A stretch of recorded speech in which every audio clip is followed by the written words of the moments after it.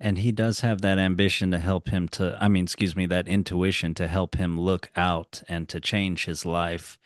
And it's sort of like in ways that maybe, I don't know, that are proper or something.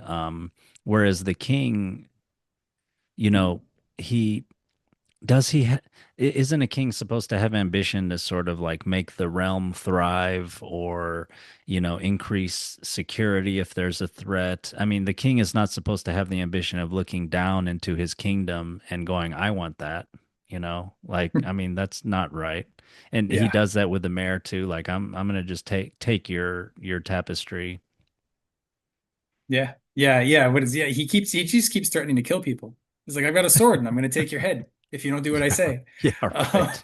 like, that's definitely not the sign of a good king, you know? Yeah, it'd be hard to argue with that. Yeah. Yeah. Exactly. And the mayor too. The mayor's like, um, he just he never complains. He never says anything. He's like he's got the hots for this guy's wife, and he's like, I can't stop thinking about her. I can't stop thinking about her. And then the king is like, well, now I can't stop thinking about her, and she's mine. So go get her for me. And he's like, okay, sir. Yeah, the mayor is like he's the dopiest one of all. I mean, like, have a filter, man. I mean, have you never? It says he never leaves this king's side, which I guess he probably just wants to take scraps from his table. But if you had a brain in your head and you never left someone's side, maybe you would observe them and have some sense of their character. This king is, what can we say? Just a walking id, maybe, and like if you are totally enamored with this guy's wife, don't tell him. hmm Yeah, don't If you know you're the king's gonna go after her? Yeah. Yeah, yeah, yeah. Ugh. I thought of the so we think of the sharpshooter. You mentioned he's playing his role, he's doing his job really, really well. He's high quality in his position now. And his wife, I thought of her as kind of bringing him into the world of entrepreneurship, kind of self-directed or something like that. And he's no longer taking what is available, but shooting birds in the forest and things, but he is making something new. And it's also bringing him into the social world.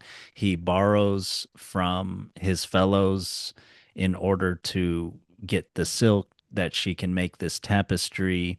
And then you have to go to the market, and you have to sell. So it's kind of like she brings him into the world of business or something like that, a little more complex kind Yeah, of that's life.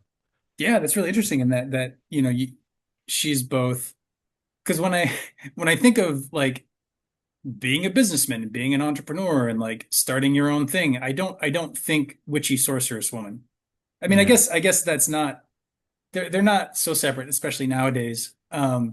But when you're talking like stories and tropes and fantasy stories and archetypes and stuff, it the idea that the intuitive, magical, powerful feminine is where the I'm going to survive, I'm going to succeed in business and in creating, joining the marketplace and like all the things you just said, like that's a really interesting linking of sort of two different archetypes. That's Mm. that's really cool. I Mm. don't know, maybe that just shows my ignorance of stories if there are a bunch out there, but I've certainly not heard them. I like it. I like it. I think it makes her this sort of font of um, his own flowering as a human. Yeah, yeah, that's what I was thinking, that it makes sense that he would, yeah, do something else a little more creative or something if you can think that he has just had his intuition opened up. So he's kind of looking around for opportunity, thinking creatively, being social, things like that. Yeah, yeah, yeah. No, that's really good. I hadn't thought of that.